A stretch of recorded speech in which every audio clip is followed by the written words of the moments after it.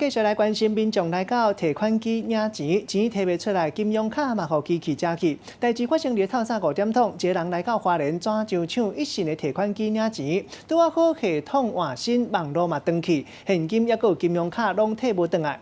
查到这个网络银行才发觉讲钱已经扣掉，互伊有够紧张。该在一直到6点钟了后，提款机已经恢复正常。